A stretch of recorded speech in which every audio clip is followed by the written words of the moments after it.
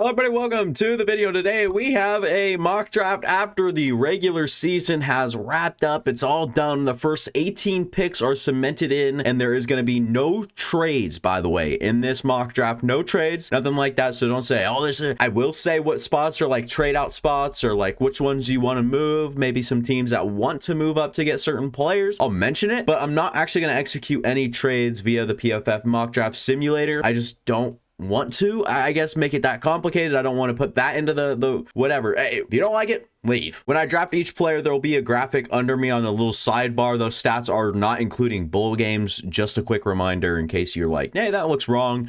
Probably doesn't include a bowl game for some of these bigger prospects that made the bowl games. Like, it just isn't gonna be there. So other than that, hopefully your team is in the playoffs, and if you're not, get shit on. Let's start this mock draft up real hot with the Bears at number 1 overall. Caleb Williams off the board, probably the most likely pick you'll see at number 1 if you're sticking with the Bears, but oftentimes people have them trading out, and I could definitely see that, except I don't want them to. Justin Fields sucks. He's not the guy that everybody makes him out to be, especially Bears fans saying he's a generational talent. I've had that comment in my comment section, and I think it was either luckily deleted or I got so sick of it that I actually deleted it, but it's probably gonna happen. I think you want to restart the quarterback cycle with Caleb Williams, and just working with Caleb Williams as his floor is already as good as you've seen from Justin Fields, pretty much, in my opinion. Caleb Williams would come in, and yeah, maybe he's not as great in structure, but you already have such a dynamic offense. If you're keeping Eberflus there, I think there is a chance you're keeping Justin Fields.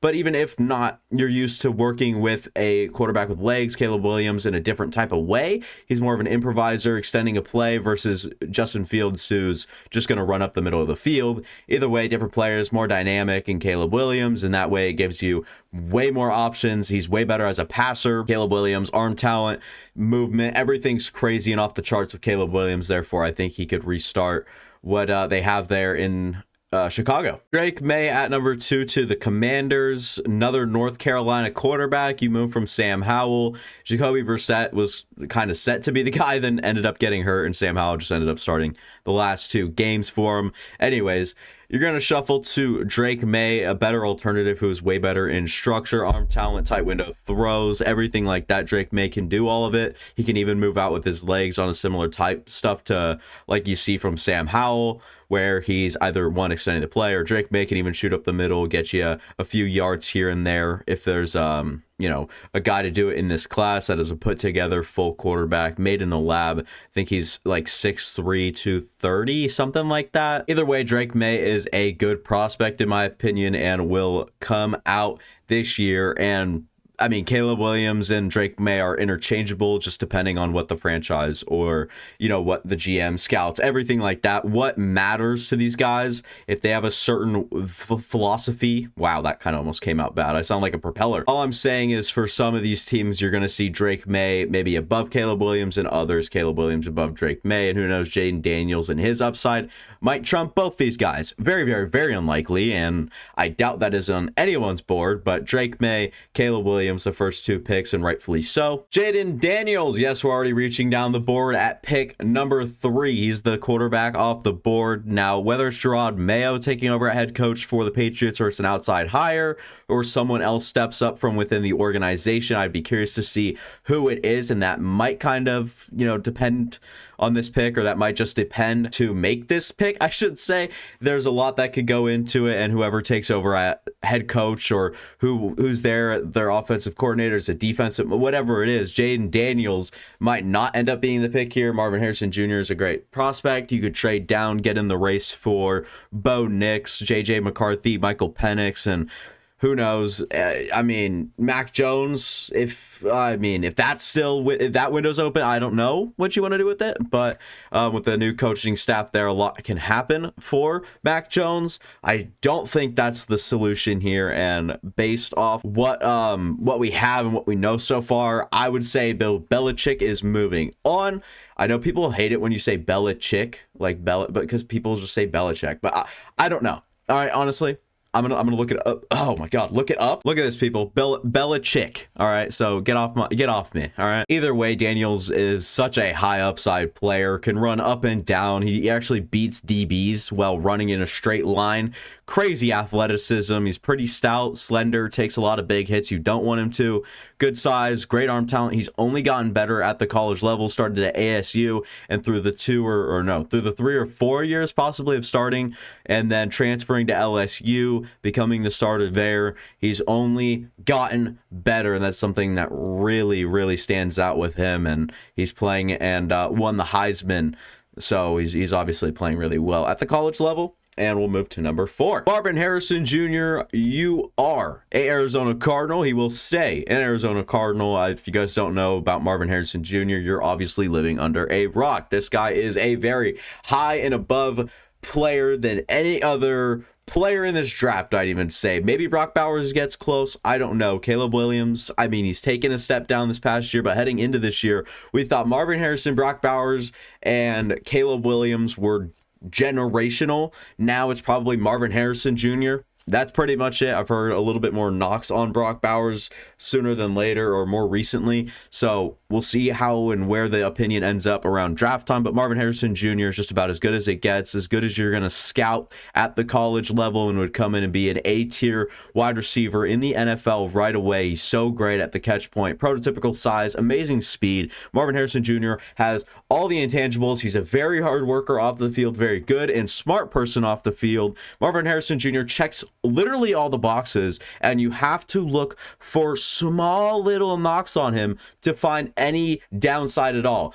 The worst I got out of him was he is a bad player in weather after having 3 or 4 drops in dewy or whatever you want to say, like drizzle, light drizzle weather in Purdue. And that's something you can work on. He could even try bare hands instead of those gloves, or maybe he was wearing the wrong gloves, whatever.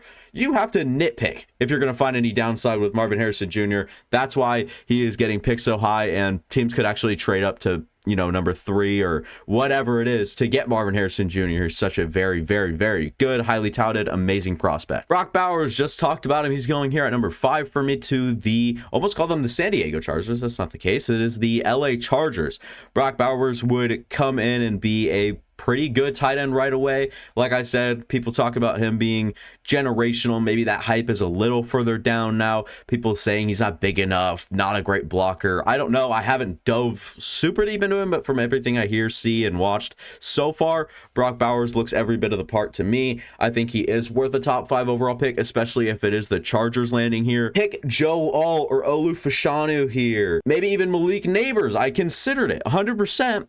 But the only downside of drafting a tackle on this side is because Trey Pipkins is their right tackle, and Rashawn Slater, I think he played like really well, maybe even at an all-pro level. I think at in his rookie year, got injured his second year. I think this year he's played pretty well again. You don't want to take a left tackle and move one of your either bona fide, solidified, great left tackle, put him over to right tackle, or draft a left tackle to go make him a right tackle right away. Brock Bowers improves everything about your offense, makes it that much more adjustable, depending who comes in at head coach, especially if it is Belichick. Sure, maybe he goes another way. Maybe he takes, let's go pick a number from down. Maybe he goes Braylon Trice here. I don't know, nor do I care. Brock Bowers is a good pick.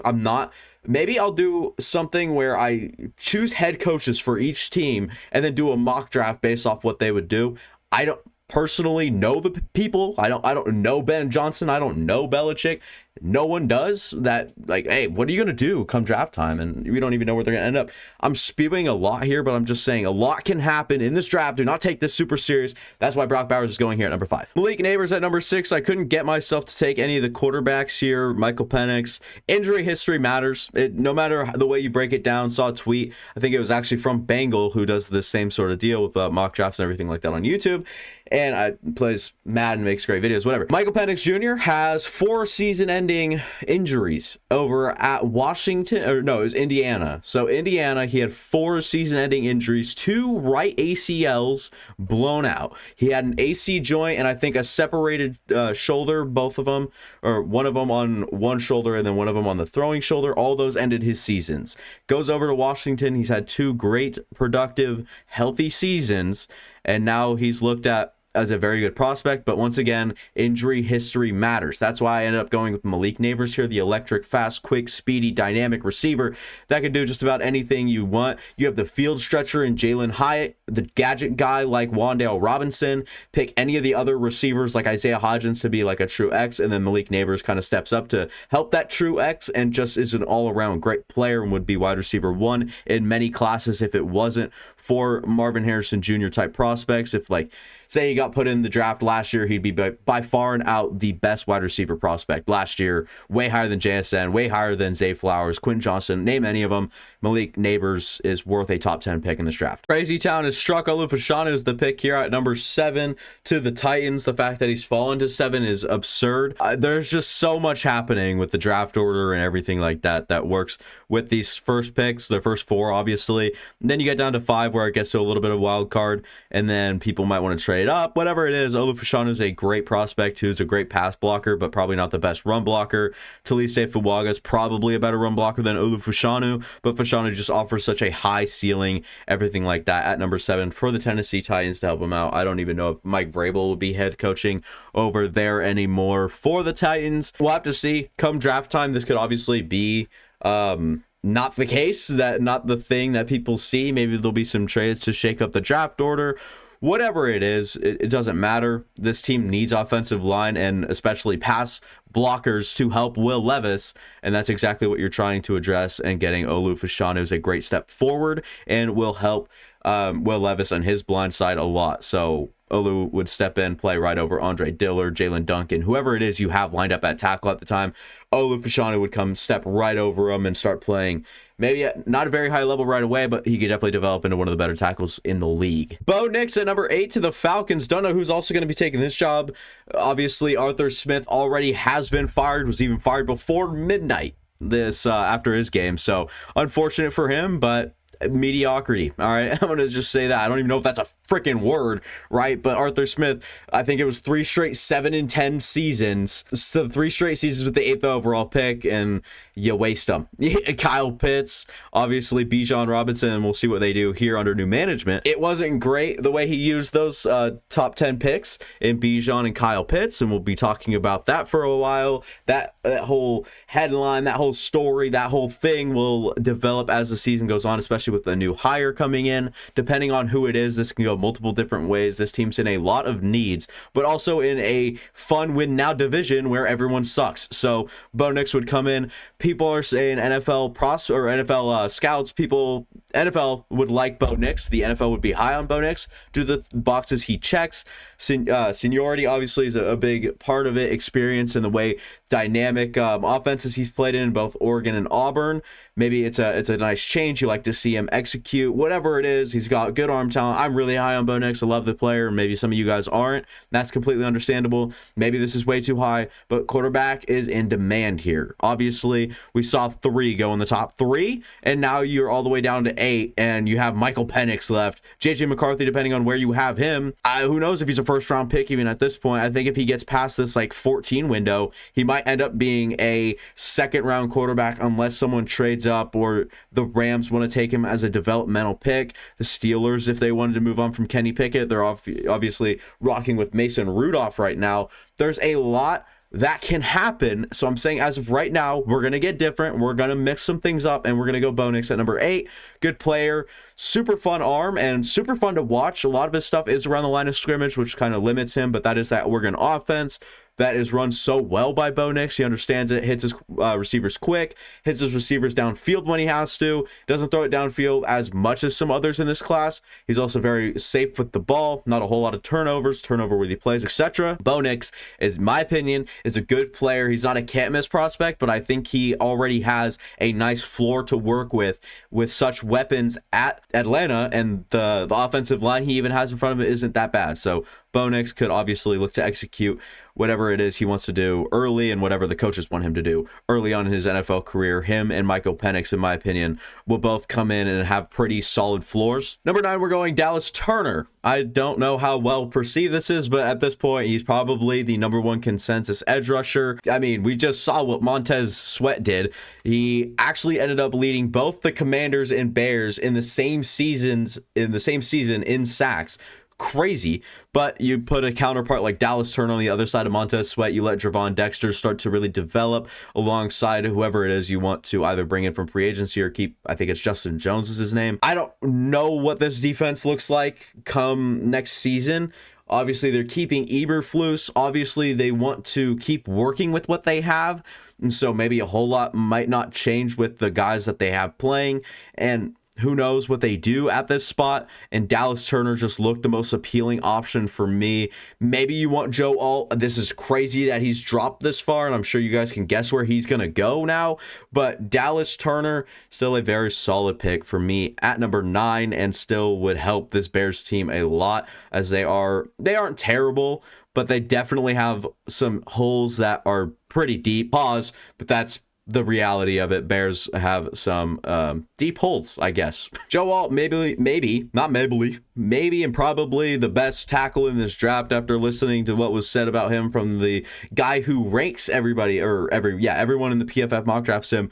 It is Trevor Sikkema. He has a show called the NFL Stock Exchange along with Connor J. Rogers, where they just spewed on and on about how good Joe Alt is. And Connor Rogers said Joe Alt was the best tackle he's watched since Penei Sewell came out, and Penei Sewell was super fun to watch, and so was Joe Alt. A guy that is just so sound and good going to 10 is absolutely wild. I'm sure Aaron Rodgers would be through the roof watching Joe Alt tape and seeing him get take to his team, seeing that Joe Alt is going to be his teammate. Mekhi Becton can move over to that right side if you extend him. If not, I'm sure there are alternative options out there. I know Jonah Williams will hit free agency. He's already kind of just a baseline. You know, if you need a player to play for you, he can play and that sort of deal. But Joe Alt, very sound in both run and pass, understands that Notre Dame offense and the way he blocks, obviously very smart. Joe Alt just, I don't know. I like the player here, and I don't think he falls as far. Olu and Joe Alt are definitely going inside the top 10, but I don't think they're going 7 and 10. That is absolutely ridiculous they fell this far. Jazon Newton at number 11, probably the weirdest pick you'll see in this draft so far, and a lot of question marks around this. You're like, what the hell is this guy doing? Especially with the pick I'm going to pick next. I understand the frustration, all that good stuff, but hey, you bring back Kirk Cousins, what you're obviously looking to do is win now. Jazon Newton addresses a need and already comes in as a player that would just improve your team as a whole. Maybe you extend Danielle Hunter, maybe you don't. It doesn't matter. Maybe you go edge rusher here. If Dallas Turner doesn't fall off the board, it doesn't matter. You don't take a quarterback when you have Kirk Cousins and you're winning now. You're going to value these assets like a top 11 pick and put it towards a good player that can expand or rise the floor of your defense to help you win now. You have heavy competitors, and now the Packers, believe it or not, and the Lions in the NFC North. You're going to have to justify this pick to your fan base if that's not the case. And everybody in Minnesota, we all know, they love Kirk Cousins. Are you kidding me? How could you hate him? Kirk Cousins is a great player, and in my opinion, was playing the best ball before he gets hurt or before he got hurt. And that is the reason for not taking a quarterback here. I think that they're mutual in the wanting back to Minnesota. Kevin O'Connell says he'd love to have him back. Kirk Cousins says he wants to be back. Bring Kirk back and get a player with a top 11 pick that makes your team better to win now. It makes sense to me, and it might not to you guys, but trust me, I like this pick. I like the fit. I like the player. I like the team and situation. Michael Penix, I already regret it. I mean, I did this. It took so much for me to do it because of the injury history I mentioned earlier. That's not something that's... Okay, listen.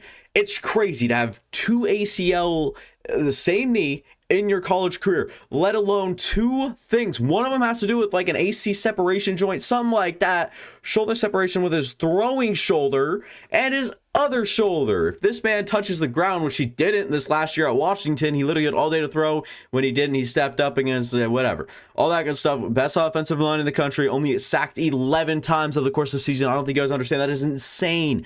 Michael Penix Jr. maybe goes in the top 15. I don't know. I personally don't, but you look at the teams that you're picking ahead of if you're the Broncos, and you look at the situation you have right now, Jarrett Stidham and Russ, they're gone. You don't think they're going to be, maybe Jarrett Stidham sticks around and, stays the backup or whatever, but Michael Penix Jr. would come in. I like this player with Sean Payton, the type of player Michael Penix is, and the floor he comes in with, and the accuracy, the arm talent, obviously, and then we're just seeing the mobility really step out either in the pocket and to run, get on the rush, whatever it is, scramble. In this last college football playoff game, and the one that is going on, the championship tonight, actually, is going to be quite fun to watch as well, with Penix versus JJ McCarthy. We'll see if McCarthy can elevate his draft stock at all in the big moments that he's going to get this upcoming game. But Michael Penix Jr. has only proved people wrong, only gotten better, and after 2 healthy, like I mentioned, productive seasons at Washington, where he looks good and is a good prospect, might just go ahead here and be higher than NFL teams value because of the need. Look, needs quarterback. I agree with that. I agree with this as well. Aiden O'Connell's playing well, but I don't know, especially if Antonio Pierce isn't the head coach. And then quarterback for the Saints, definitely, but Derek Carr's under contract there anyways. And then you could go further down the board. So just starting here, even here, actually, with the Jets, I could see this being quarterback needy teams. And then you get to the Seahawks, who are also quarterback needy. Obviously, they're trying to win with Geno, and I don't think that that's a bad strategy at all. We'll see what they tend to do come draft season or come draft time, even to get to their pick. Come to the time where they're on the clock, and who's there? We don't know. That's the point of mock drafting. It's super fun to just put together hypotheticals. None of us know what the hell is going to happen, so don't act like you do. And this, to me, is a fine pick. All right, Michael Penix, I've already mentioned what he does well. I'm not going to do it again, but I don't know if he goes this high due to draft, or not to draft, to injury history. And I don't know how high demand is on quarterback to the point where you take that chance on Michael Penix, because injury history matters a lot more than people perceive or think about. Like the NFL, people are like, well, 2 healthy seasons, 4 season-ending injuries for Michael Penix really puts him in a rut as a prospect, and he would be talked about as a top 10 pick. Perhaps he goes at number 8 where Bo Nix went. Maybe he goes at number 6 where New York takes Malik Neighbors in this mock draft. Maybe that happens if the 4 season enders don't. You don't know. Michael Penix Jr. could end up being a 2nd-round pick. I don't know. We don't know. We won't know until maybe a week before the product. Maybe we hear some GMs anonymously come out and say something about something. We don't know. Talise Fuaga would come in and solidify this offensive line. I've taken JJ McCarthy here, and I'm not doing it again. Just don't really see his draft stock being this high. He's got all the things that NFL teams like, though. Arm talent, athleticism, and I think his processing is actually pretty good. Sound offense, he's a winner as well. All the things you could talk about with JJ McCarthy. But Talise Fuaga, if you're sticking with Aiden O'Connell, sure, you'd like to make it easier for him, so get a mauling run blocker in Talise Fuaga that Josh Jacobs could maybe run behind, or whoever might step up and be your running back next year. Talise Fuaga makes your team better in every state of the word better. Talise Fuaga solidifies another tackle position opposite Colton Miller, and that just opens up a lot for this offense. And Aiden O'Connell obviously probably ends up being your guy if you don't trade back in for a JJ McCarthy. If you draft a Quinn Ewers, Michael Pratt, Spencer Rattler, whoever it is that you want to put in a quarterback competition with, what's his face?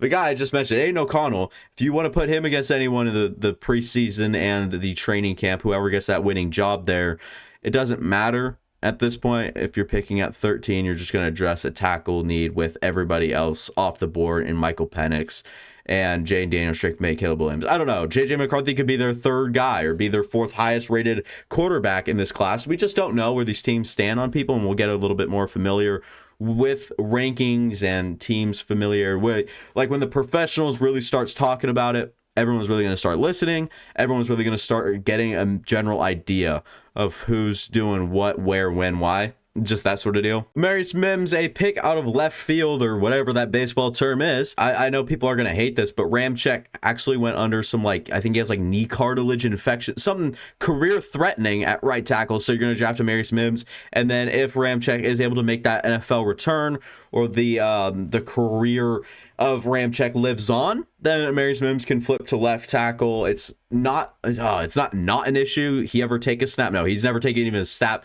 at the college level at the left tackle spot. So Marius Mims, honestly, a wild card, but damn, this guy could be a mold of big clay. All right, this guy 6'7", somewhere crazy 340. I would have guessed 350. So Marius Mims is just a massive human being who's ready to take on the NFL. He comes in similar to his former teammate Broderick Jones. I don't know where he goes. I don't know where he projects, but two right tackles off the board and right away, by the way, or back to back.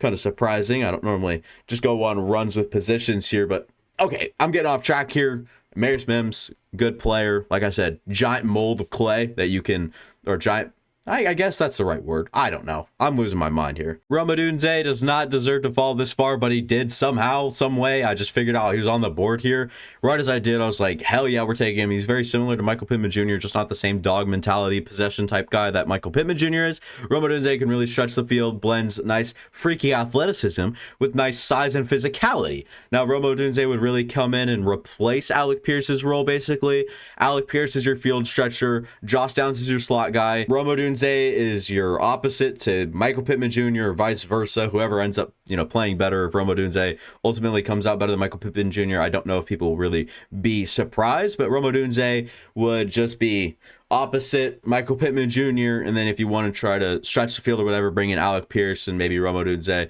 as those are both like just down the field jump ball monsters that I really think Alec Pierce has been screwed at the NFL level. I'm just saying that because he's a prospect that I loved coming out of Cincinnati. Freak. I mean, ran in the 4.3s at his size, and I mean he was just a jump ball monster at Cincinnati. He's kind of same as Rome Odunze. Was a second round pick to the Colts, and they just haven't really utilized him. And who knows what the idea is with him right now and that coaching staff, but I've heard they want to. I've heard they've elevated his name. I hear they're designing plays for him, and yes, he gets targets, but no, he can't get hit. Him, Gardner Minshew, there's some sort of blockage there. There's not a whole lot going on unless it's a 70 or 60 yard touchdown once every 3 games about now. So I don't know. And Rome Odunze is just a much more solid option, and taking him here at 15, it's just a hard to miss take or pick here. I don't know how you don't. At 15, he's fallen this far. You're not letting it happen or letting him fall any further. Jared Verse for the Seattle Seahawks at pick number 16. I was really soul searching here at this spot. What the hell do I do for this pick? And I ultimately ended up with Jared Verse. If you're going to go back in with Geno Smith, you're probably not going to take JJ McCarthy. You're going to go back in, you're going to try to win. So what do? You pick a very high floor player in Jared Verse, who is only developed as he got to Florida State. Small time player. Where was he? Maine or Boise? Something crazy. All right. Jared Verse then, or it was oh my god, I can't, but it's like Appalachian, something like that. Albany. He was at Albany, not Appalachia, whatever. But anyways, Jared Verse just fit in right away with Florida State competition, or I guess that caliber of play.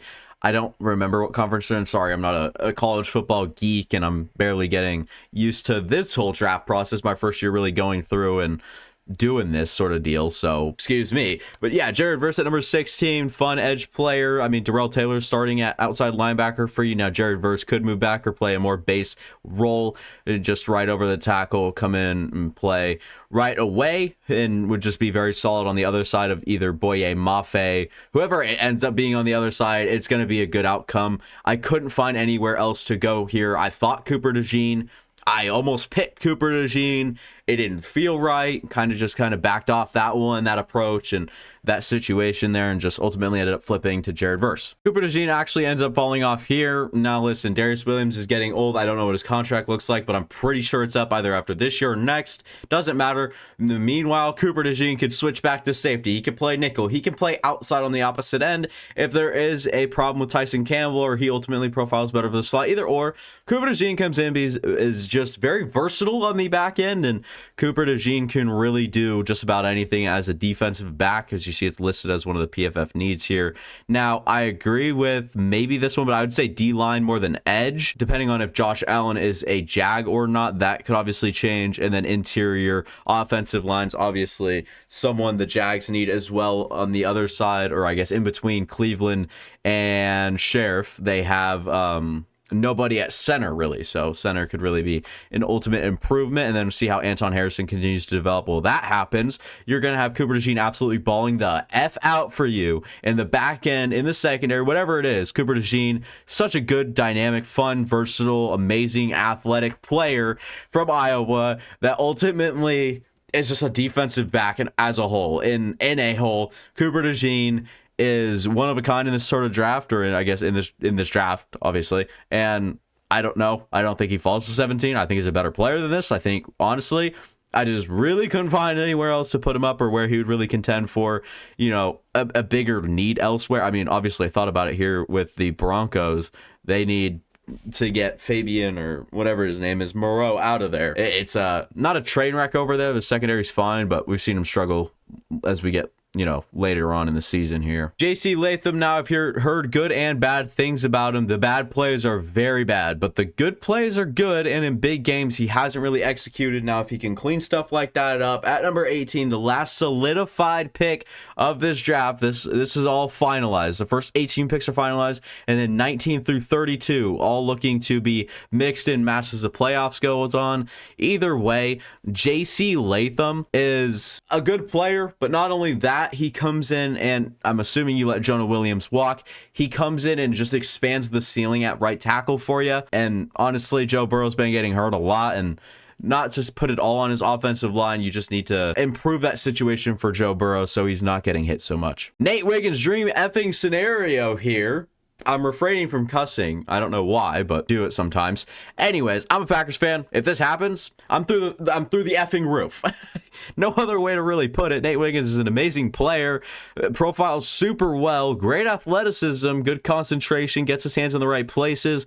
Nate Wiggins, is a very good player at 19, very good value at 19, very solid pick and need for this Packers team at 19. I would not be happier, or I could not be happier with this pick and outcome of this mock draft, seeing that he was on the board right away. Yeah, we have Eric Stokes. Yeah, we have Jair Alexander. Yeah, they are always injured. I don't know what it is with Eric Stokes. That guy cannot stay on a field. So Nate Wiggins would come in and help us out. Latu falls all the way to 20. Unlikely. He's maybe the best pass rusher in this class. We don't know really until they get to the NFL, and 5 years into their career, we'll see who ends up actually being the better guy between Latu, Dallas Turner, Jared Verse, all of them. But Latu comes in with great hand placement, but a complicated medical history. He was medically retired from the University of Washington, I believe, heads over to UCLA via transfer portal and balls the heck out. Honestly, Latu is very good value at 20, and I don't think it really gets better. You have him, Yaya Diaby, Joe Tryon-Shoyinka, Shaquille Barrett maybe stays. I don't know. You have a great rotation of edge rushers. Adding Latu, it would be good. Assuming you lose Shaq Barrett and Joe Tryon-Shoyinka, Yaya Diaby has turned into a great player, and on the other side could be Latu, totally different players, and a very solid group and set of players at the edge position. So we'll see where Joe Tryon-Shoyinka is. I think he's in the third or fourth year of his deal. We'll see. I don't know if he was a first round pick. I think he was like back end of the first. Whatever it is, it's gonna help him out getting Latu either way. Kool-Aid McKinstry. You know how happy the Cardinals would be to have their pick between Kool-Aid and Terrion at this spot in time with the Houston pick. It'd be so great having a Marvin Harrison Jr. and then flipping to a need on the defense or on the back end. They've had some guys kind of develop for them, and there's definitely some players over there in Arizona, but Kool-Aid McKinstry would really just come in to solidify a cornerback spot. You can't help that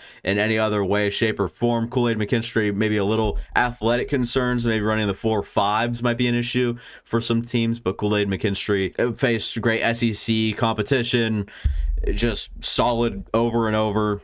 Kool-Aid's a good pick and solidifies a spot on the back end, like I mentioned, for the Arizona Cardinals here at 21. Moving on to number 22. Terrion Arnold, the opposite Alabama corner, opposite of Kool-Aid McKinstry, I meant. So, Terrion Arnold, a lot more physical, a lot more of a no. I mean, he plays man-to-man pretty well. Instincts are okay, but I don't really know. I haven't watched corners. My first year, like I mentioned, doing this whole thing and kick caboodle, hold song and dance. I don't know what I'm looking at with corners. I know who profiles well. I know who profiles not so well. I like Terrion Arnold's profile, and I think it's very well worth it at number 22 for the Rams. Once again, just really have struggled as a whole, as a as a team, lacking so many players, or so many good players at so many positions, holes everywhere. And yes, you drafted really well, and yes, you have some players that have stepped up and done great for you. Other than that, there's some subpar players on your team, and you're looking to replace as many as you can, and doing that with Terrion Arnold is a great start. Tyler Nubin's the pick here. Probably the worst wild card, stupidest pick I've ever made in one of these mocks, but F it, dude. It's a need. He profiles like a Steeler. I'm going to put Tyler Nubin, a hard-hitting, great run support safety that can still run with receivers and work in coverage. I don't know where these safeties really stack up. I think they're really getting underrated and not talked about right now between him and Kinchins. But Nubin is the pick for me at 23. The most Steelers player I could find left on the board that is in a position of semi-need. This team's really cleaned it up late here in the season, and I didn't really know what to address. Maybe I could have gone Brian Thomas here, but I was like, that's literally George Pickens, but not as good as a contested catch guy. So I don't know what we're going to do with this pick in future mocks, but I tell you what, it's not looking good for the Steelers here, losing out on McKinstry and Arnold. So I just went, who's the next best guy in the, I guess, in the secondary in this draft that would profile well as a Steeler, and Tyler Nubin's really the only one that stuck out to me. So I said screw it, went out on a limb, and there are one of these draft picks every first round of every draft we've ever seen in the world of the NFL recently in the last decade or two, where you have the Cole Stranges of the world.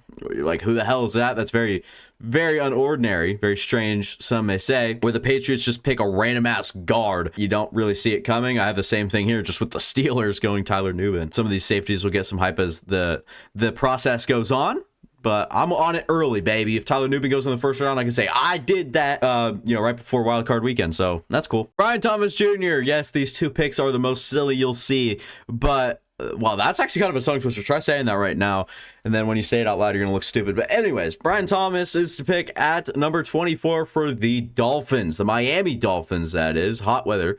You move from Louisiana to Miami, it doesn't get a whole lot better than that. I wouldn't actually want to be in Louisiana, that must and ugh. Anyways, Brian Thomas, all right, he's a guy that can stretch the damn field. You're like, you have Tyreek Hill. Not really. He's gone, I think, after next season, he said. I think he's retired, whatever. I don't know. Tyreek Hill's kind of a weird dude at this point, right? Jalen Waddle can't seem to stay healthy, which is very unfortunate for him this season. We'll see how, the rest of the timeline of his career goes. But you pair him and Brian Thomas together, even past the Tyreek Hill years, you're in great hands, and you can draft some offensive linemen. Maybe it's very deep, that interior offensive lineman, tackle, guard, everything like that. It's very deep this year. So second round will definitely look where you want to improve these things. And then maybe even third round, you can get guys like Luke Lackey, AJ Barner. Okay, maybe Luke Lackey's going back or something, but AJ Barner, someone I look out for as the next best guy. Theo Johnson, I kind of didn't. I don't really know what his deal is. Kid Stover late in this draft could be fun. I love Dallin Holker, very fun player as well. So if you're the Miami Dolphins, I'm not taking Jatavian Sanders here. I'm setting you up better for your future, giving Jalen Waddle a long-term counterpart in Brian Thomas Jr., assuming you're able to bring everyone on that team back, which seems very unlikely. But we'll see how they maneuver the cap through the next few years with Tua, Jalen Waddle. Obviously, Tyreek Hill's taking a chunk of that right now. Teron Armstead. The list goes on. It's a stacked roster. Obviously, Jalen Ramsey on the defense. Bradley Chubb got that big extension. The guys playing on the other side of him with Jalen Phillips. And whatever it is, I don't even know if Andrew Van Ginkel's a Dolphin after his contract's up. He's going to have to get paid a lot. There's a lot that goes into this, and Brian Thomas just seemed like the best available player for this team right now. I know it's really sucked with injuries down the stretch for this team. And at 24, Brian Thomas Jr. is there to help. I don't know what he's really helping in terms of, like, if he were on this team right now, I don't know what the whole deal would be. We're there. Maybe he'd be wide receiver one, because Tyreek Hill also struggling with some ankle issues constantly. And Jalen Waddle, like I mentioned, can't really stay healthy. So Brian Thomas plays an impact. Troy Fautanu, I don't know how you say it. I've heard it both ways plenty of times. At 25, I'm going with a very talented, dynamic, versatile offensive lineman that could easily slide into guard and also probably stick at tackle and still do a pretty good job at the next level. Now, he plays tackle right now at Washington, helping out Michael Penix a lot, I think, on the left side. Now, at the next level, he obviously, or I shouldn't say obviously, but he profiles better as a guard, or maybe even out of center, but I would say guard. But he's so talented that, sure, maybe he can play at tackle and really not miss a beat. So Lane Johnson goes down, or whoever. I think my lot is actually, I think they're left tackle. I definitely could be wrong. I don't remember a lot about left and right tackles in the league. So Troy Fautanu, if they need a fill-in on the left tackle, I'm sure they can get it with Troy Fautanu if he's not playing or already playing really well at guard or whatever it is. Fautanu, however way. I think I'm going to start saying Fautanu. It just makes more sense. So, yeah, Troy Fautanu, the pick here at 25. Eagles liked my Amarius Mims pick at this, but unfortunately he went 11 picks earlier in this mock draft here. And at 25, they picked the next best option at offensive line. You stack this team up full of players. I mean, you had Sua Opeta playing for you quite often this year, so we don't want that really to happen a whole lot, and someone that could really come in and, like I mentioned, he's just talented. Troy Franklin to the Kansas City Chiefs. Haven't done this one yet, but it's very fun. Troy Franklin at the back end of the first round here, 26 overall pick. Obviously, you have the guys there. You do. Honestly, Troy Franklin reminds me a lot of MVS, lanky guy that can get downfield in a hurry, but I think he's a lot better underneath and way better hands at this point. MVS has become the laughing stock along with Kadarius Toney of the league. I don't know how you end up doing that in the same year. I mean, Kadarius Toney made MVS kind of look good until MVS made that whole team look bad. Constant drops, whatever it is. You have problems at the wide receiver group. You add two totally different type of players with Rashee Rice and Troy Franklin together, and boom, just like that. If you can develop Troy Franklin as well as you did Rashee Rice down the stretch, holy crap. You'd have yourself a duo, a nice tandem at wide receiver to help Patrick Mahomes out. Franklin is good at in set offenses and good at kind of moving around during some panic time, some improv from your quarterback, whatever it is. Troy Franklin can do. Fast athlete, tall, lanky guy, gets downfield, but also very good at running, stop routes. He has very good athleticism that can stop quick laterally. He's pretty good. Not too creative after the catch, but Troy Franklin's a good player and one to watch out for. Quinyon Mitchell to the Texans, and I don't know where Quinyon will go. Toledo corner. Production is crazy high, grades crazy high, not the same caliber of competition that you really covet. You're like, okay, you clamped up one of the best receivers in college. No, it's not the same over there at Toledo with Quinyon Mitchell, but man, oh me, he profiles well, goes to combine. Imagine he crushes it. This guy could obviously be a top 20 pick at that point with how well he's graded out, with how well he's produced as a corner. I mean, pass breakups are through the roof. Quarterbacks just don't learn. They keep going his damn way, and they really shouldn't. Quinyon Mitchell, shut down man-to-man type corner that has good brains and good ability to break a play up or tackle a guy, whatever it is. Quinyon Mitchell can do it and help you out on the back end. And trust me, if DeMeco Ryans likes a defensive player, don't think he won't move up this draft. We saw what he did for Will Anderson. Derek Barnett has turned into such a player for him on the opposite edge of Will Anderson when Jonathan Grenard isn't playing or Will Anderson isn't playing. Derek Barnett just came in right away off waivers, actually getting waived from the Philadelphia Eagles. I think Barnett was a former top 3-round pick. I can't even remember. It was before I really started following the draft and watching it every year, so I couldn't quite tell you, but I remember Derek Barnett was a generally high pick in terms of what you like with edge rushers, and just never really found his stride after a good year in Philadelphia.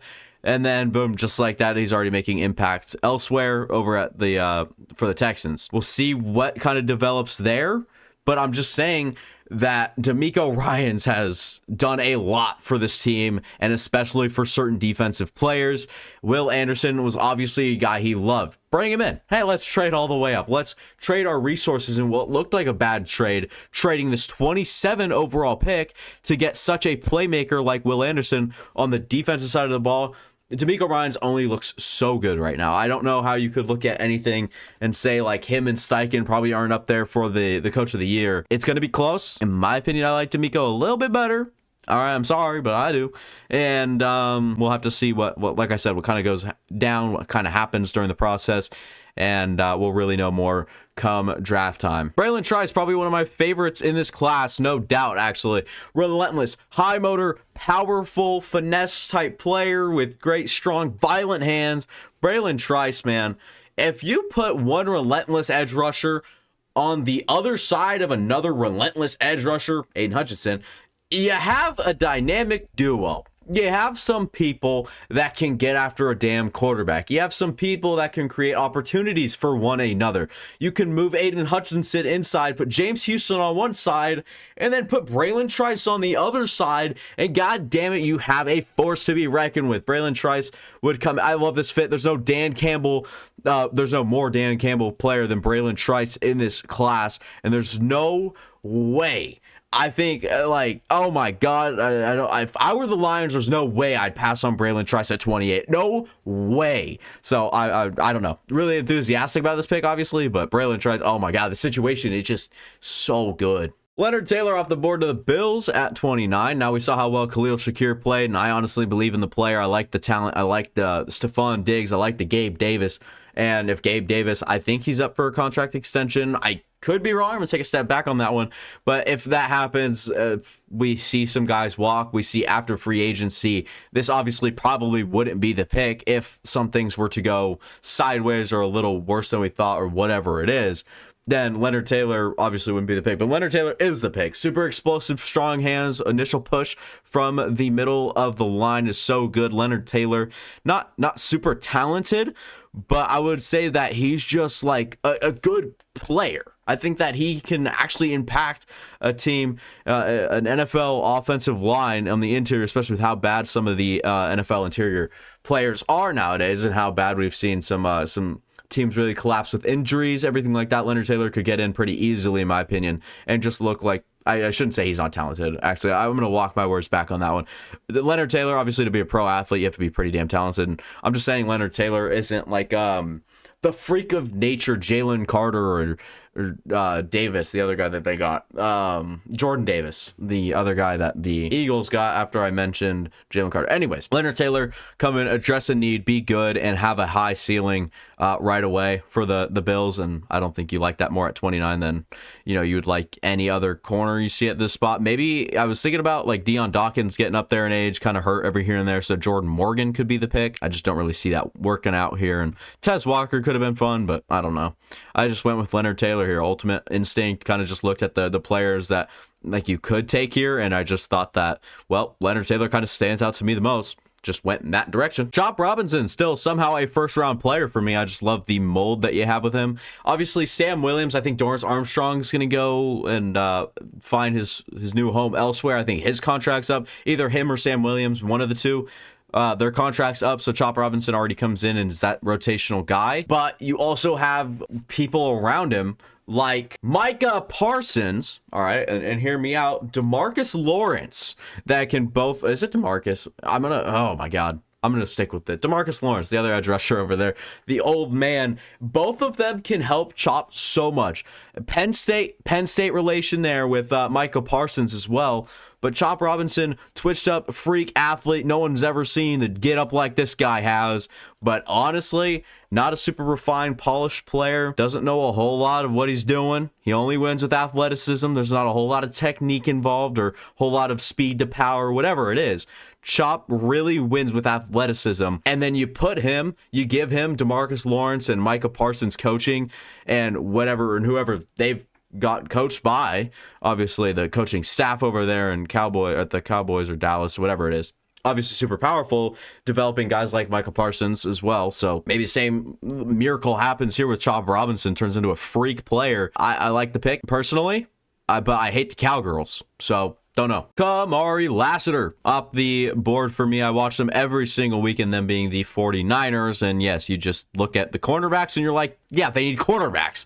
Honestly, Diamador Lenore would be a solid slot corner, in my opinion. Very physical, nice player. So he could probably shuffle to the slot. Then you'd have Charvarius Ward, who's actually climbing up in age. And then Kamari Lassiter, who's probably played the most solid of the corners remaining. And sure, you could shoot for upside with TJ Tampa and look for the good in Kalen King or whatever it may be. Maybe you take offensive lineman here, and then you want to go down and try to find Kalen Carson in the second round, whatever it is. I don't think it's such an important position, cornerback. You just can't go without it, and getting Kamari Lassiter and maybe even still drafting Kalen Carson or a guy like that, DJ James, later in this draft would still help him out quite a bit. Mikey, Sainer still, Kyrie Jackson, like these guys can develop, especially with the right, attention and coaching to him. So we'll see how it all ends up. And then this last pick here, I'm not actually going to make the pick on the PFF mock draft simulator because it'll process and show me my final, whatever, you'll see. Last pick for me would be TJ Tampa at this spot. High upside type player, great size, I believe, at 6'2", I would have said 6'3", and 200. Great athleticism, reportedly ran in the 4.3s recently for the Iowa State Cyclones.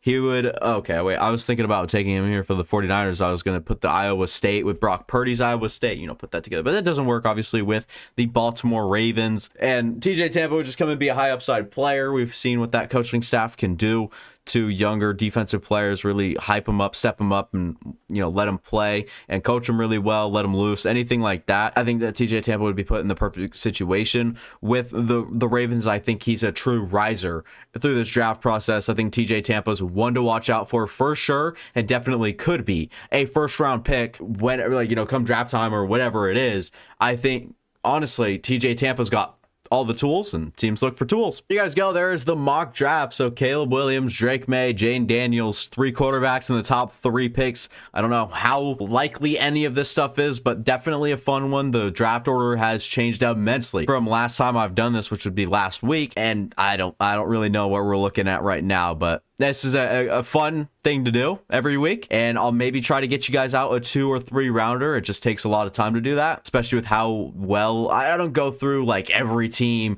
contracts, whatever. I just look at the depth chart, and then I'm like, okay, if this player, I think his deals, I'm going to look at his contract. I'm going to go look at the player to see if the fit would work well with coaching staff, other players on the team, whatever, all that stuff, and calculate that, put it into a mock draft here, and that's what we get these 32 picks from. And then other than that, it's mostly just for 2 and 3 round mocks. It's just the same thing, but doing it and doing a deeper dive on some of the players, and it just takes a little bit longer. So maybe get you guys out a multiple round mock soon. That'll be all from me. Thanks for watching. If you guys enjoyed, go ahead and like, go down, subscribe, go watch the past content on the channel. That'd mean a lot to me. And yeah, that's it for me. Thank you guys for watching. Deuces.